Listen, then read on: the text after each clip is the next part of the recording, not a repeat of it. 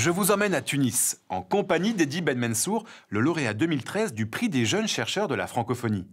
Eddy fait partie de ces 4 millions d'étudiants qui font une partie de leurs études dans un autre pays que le leur. Dans 10 ans, ils seront 2 fois plus nombreux. Ce jeune chercheur nous explique les vertus de cette mobilité universitaire dans l'espace francophone. La mobilité des chercheurs francophones, elle élimine toute barrière face à la science.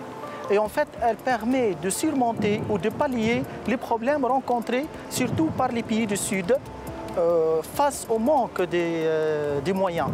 Et donc, comment? Par faciliter le déplacement et l'intégration de ces chercheurs dans des structures de recherche, dans des laboratoires qui sont spécialisés. Elle va créer des collaborations entre les institutions.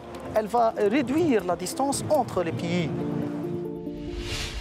La mobilité des étudiants-chercheurs permet donc de renforcer la coopération entre les universités francophones du Nord et du Sud, mais de plus en plus entre les universités du Sud elles-mêmes. Pour favoriser cette mobilité, l'Agence universitaire de la francophonie offre chaque année 1800 bourses dans toutes les disciplines. Ces bourses sont destinées en priorité à ceux qui sont dépourvus de ressources. Mais pour éviter la fuite des cerveaux, l'étudiant s'engage à revenir dans son pays pour le faire profiter des compétences acquises. Partage des connaissances, essor des universités, tout est bon dans la mobilité des étudiants-chercheurs. Et dans un contexte du tout anglophone, elle est essentielle à la vitalité de la recherche universitaire en français.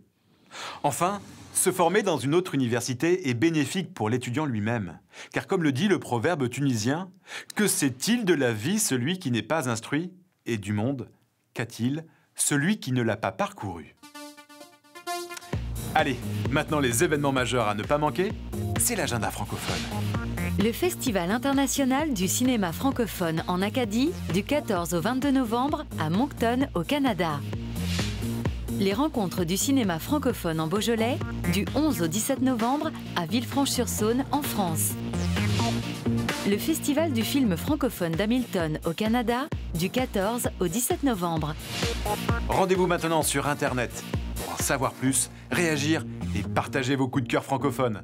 Prochaine destination, la Nouvelle-Zélande. D'ici là, bonne semaine à tous sur la planète francophone.